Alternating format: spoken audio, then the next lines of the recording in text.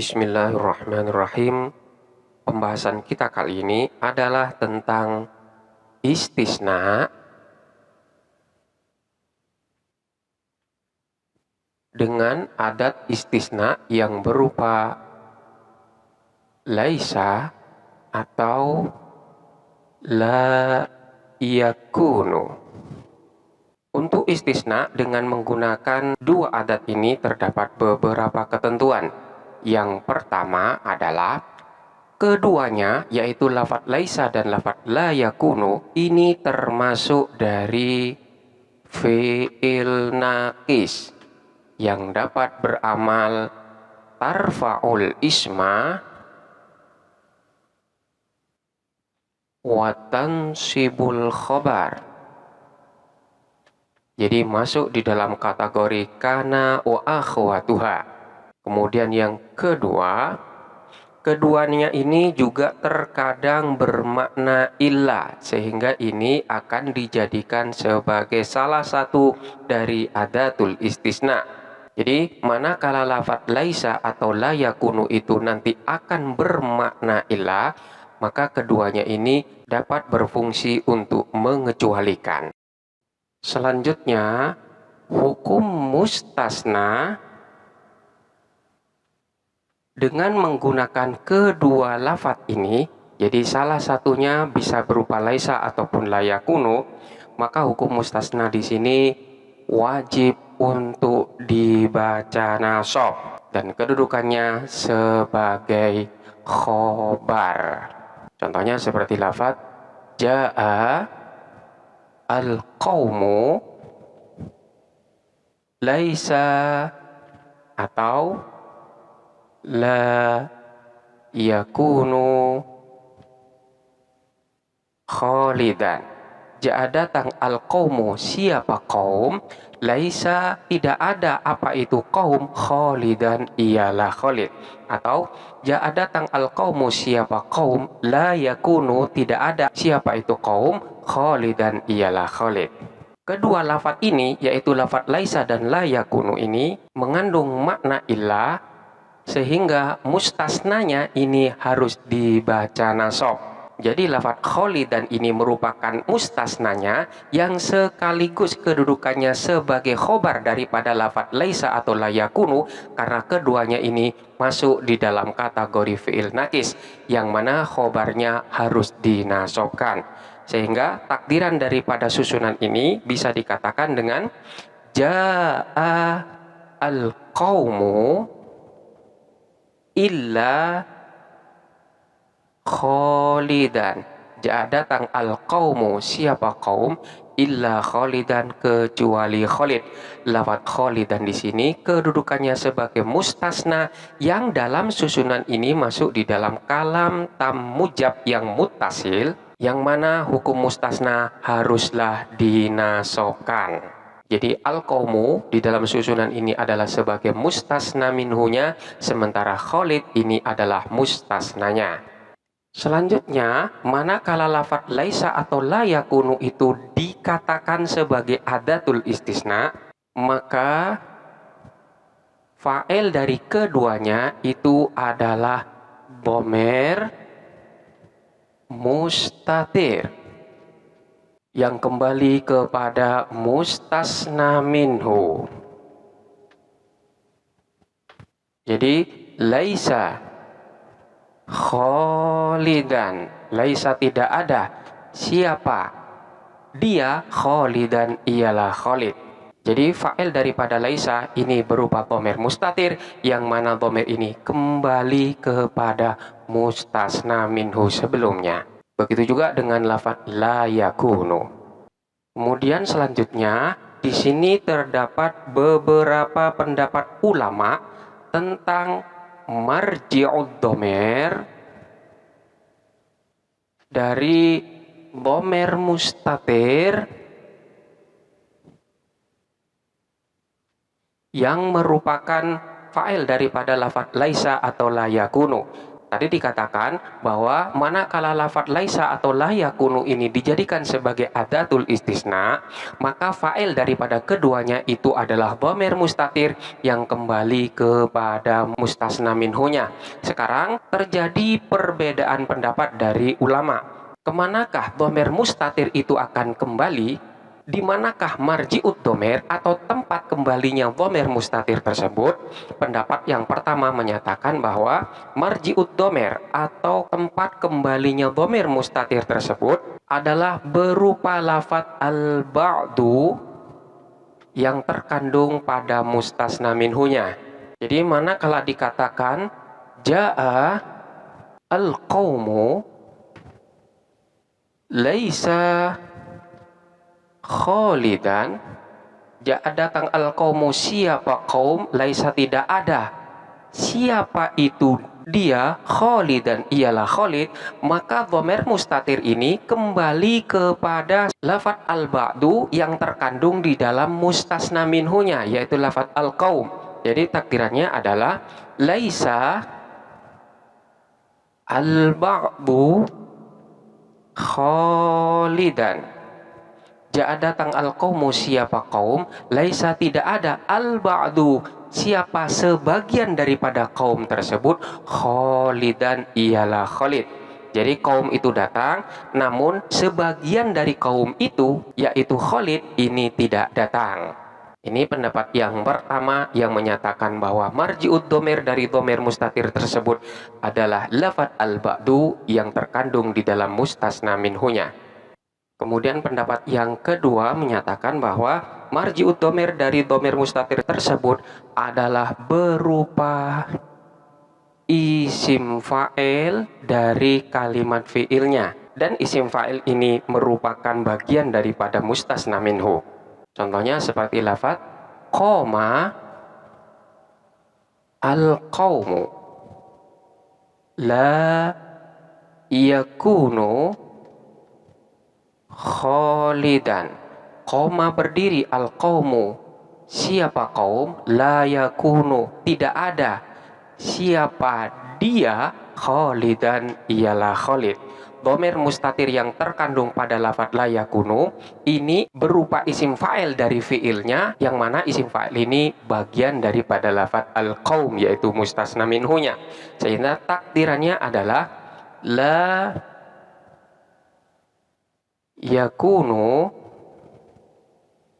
al-qaim kholidan. Qoma berdiri, al-qaumu siapa kaum, la yakunu tidak ada al-qaim siapa orang yang berdiri itu, kholidan ialah kholid. Jadi kaum itu berdiri, dan di antara daripada orang yang berdiri itu yang merupakan bagian daripada al-qaum itu adalah kholid, dan kholid ini la yakunu tidak berdiri. Jadi lafadz al-qaim yang merupakan isim fa'il dari fi'ilnya yaitu lafadz qoma adalah marji'ud dhamir dari dhamir mustatir yang terkandung di dalam lafadz la yakunu. Kemudian pendapat yang ketiga menyatakan bahwa marji'ud dhamir dari dhamir mustatir tersebut adalah berupa masdar dari fi'ilnya yang merupakan bagian dari mustasna minhu. Contohnya seperti lafadz hadara al-qaumu laisa kholidan. Hadara hadir, al-qaumu siapa kaum, laisa tidak ada siapa dia, kholidan ialah kholid. Di sini dhamir mustatir kembali kepada lafadz yang berbentuk masdar dari fi'ilnya, yang mana masdar ini merupakan bagian dari mustasna minhu, sehingga takdirannya adalah laisa al-mahdhar kholidan. Hadhar hadir, al-qaumu siapa kaum, laisa tidak ada al-mahdharu apa kehadiran itu, kholidan ialah kholid. Lafadz al-mahdhar ini adalah marji'ud dhamir atau tempat kembali daripada dhamir mustatir, yang mana lafadz al-mahdhar ini bentuknya adalah masdar dari fi'ilnya.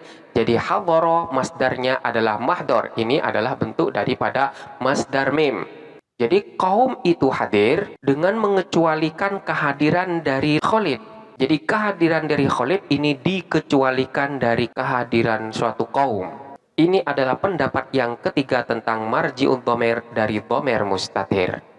Selanjutnya ketentuan yang keenam adalah sebagian ulama menyatakan bahwa keduanya yaitu lafadz laisa dan lafadz la yakunu ini merupakan kalimat fi'il yang tidak butuh kepada fa'il dan juga tidak butuh kepada maf'ul. Jadi ini tidak dibutuhkan karena keduanya telah mengandung makna illah, yang mana illah ini adalah merupakan kalimat huruf yang tidak membutuhkan tentang keberadaan fa'il dan maf'ulnya. Sehingga mustasna yang jatuh setelah lafadz la yakunu atau lafadz laisa di sini hukumnya langsung dinasobkan sebagai istisna.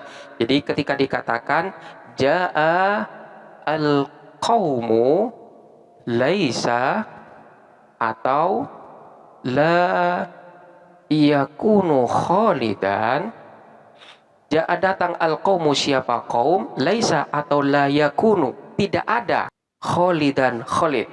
Jadi lafadz khalidan yang merupakan mustasna ini hukumnya langsung dinasobkan. Sementara lafadz laisa dan lafadz la yakunu ini dianggap sebagai kalimat fi'il yang tidak membutuhkan fa'il ataupun maf'ul bih. Karena memang keduanya ini sudah mengandung makna illah yang merupakan kalimat huruf dan huruf tidak butuh kepada fa'il dan maf'ulnya. Sehingga di sini maknanya adalah laisa khalidan kecuali khalid atau la yakunu khalidan kecuali khalid. Jadi keduanya ini sudah bermakna sebagaimana illah kecuali. Selanjutnya, sebagian ulama juga berpendapat bahwa keduanya yaitu lafadz laisa atau lafadz la yakunu ini dijadikan sebagai huruf jar, sehingga mustasna yang jatuh setelah keduanya yaitu lafadz laisa atau la yakunu itu dihukumin sebagai majrur dan i'rabnya pun harus dijarkan. Hal ini terjadi karena terjadinya perubahan dari yang asalnya merupakan kalimat fi'il menjadi kalimat huruf, yang dalam hal ini adalah huruf illah. Karena memang terjadi perubahan dari yang asalnya fi'il menjadi huruf, yang dalam hal ini berubah menjadi huruf jar, maka mustasnanya pun harus dimajrurkan, yaitu harus dibaca jar. Contohnya lafadz jaa al-qaumu laisa khalidin atau la yakunu khalidin.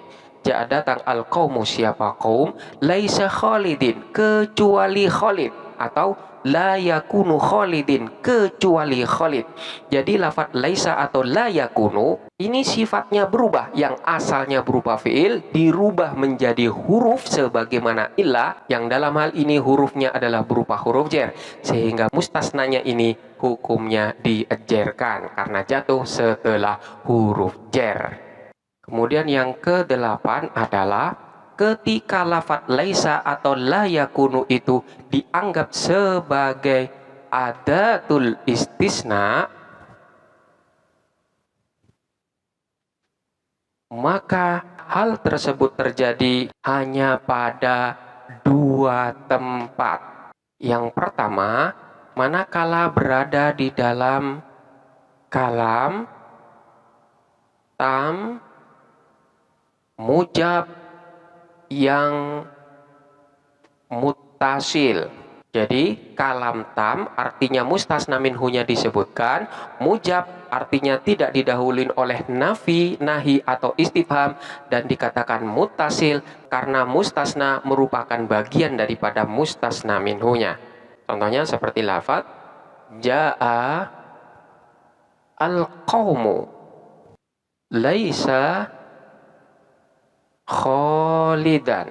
Jaa datang al-qaumu siapa kaum, laisa tidak ada siapa dia, khalidan ialah khalid. Di sini lafadz kholidan adalah merupakan mustasna, sementara lafadz al-qaum ini adalah mustasna minhunya.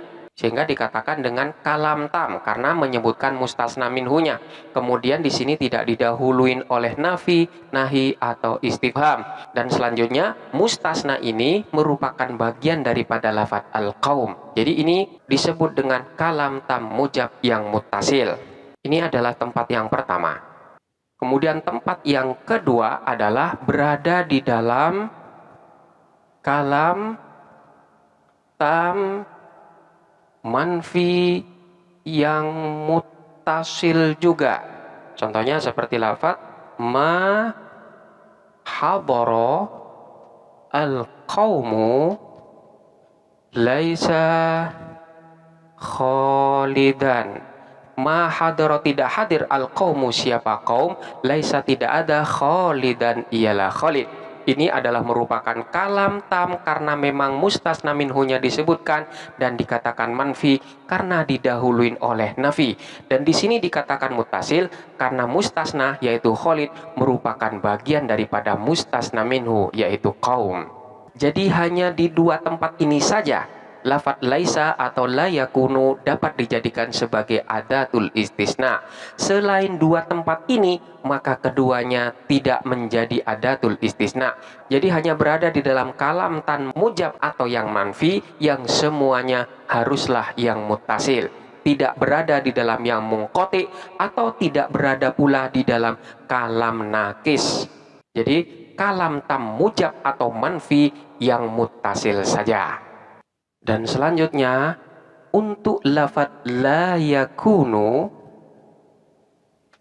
ini dapat dijadikan sebagai adatul istisna dengan ketentuan yaitu bentuk fiilnya yaitu lafadz yakunu haruslah berbentuk fiil mudhari'. Jadi tidak boleh berbentuk fi'il madi ataupun berbentuk fi'il amar. Jadi tidak boleh. Kemudian nafinya haruslah berupa la nafi. Tidak boleh berupa bentuk nafi yang lain. Jadi tidak boleh berbentuk ma atau lam atau lan atau yang lainnya. Ini tidak boleh. Jadi tidak bisa dikatakan ja'al qaumu ma kana khalidan.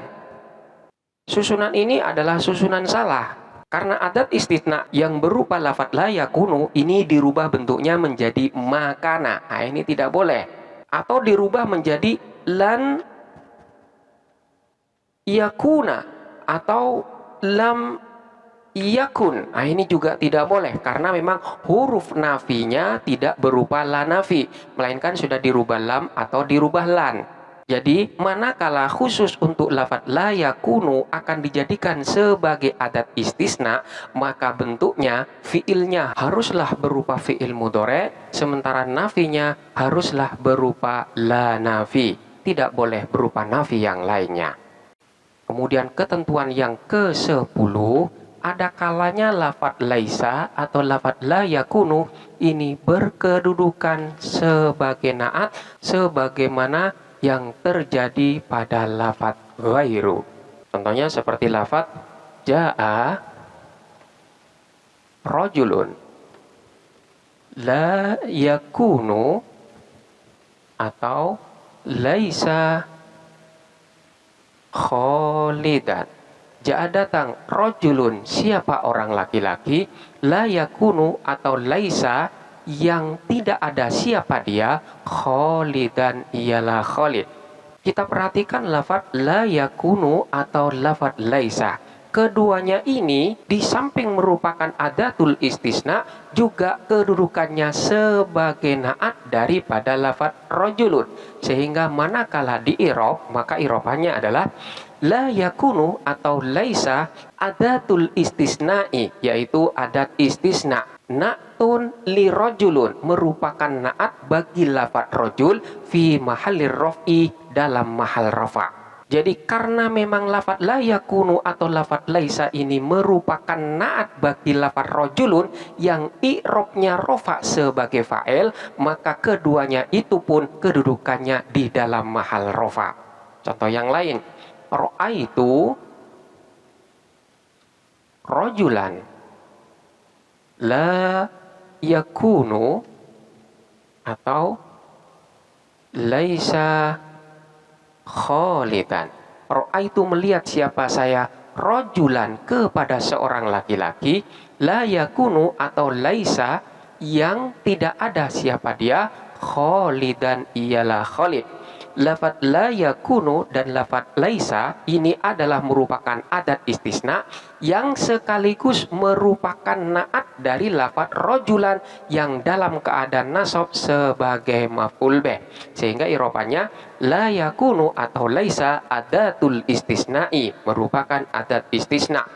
Na'tun li rojulan merupakan naat bagi lafadz rojulan fi mahallin nasbi, dalam mahal nasab. Jadi karena memang menjadi naat bagi lafadz rojulan yang dinasobkan sebagai maf'ul bih, maka lafadz la yakunu atau lafadz laisa ini kedudukannya pun di dalam mahal nasab. Contoh yang lain, marortu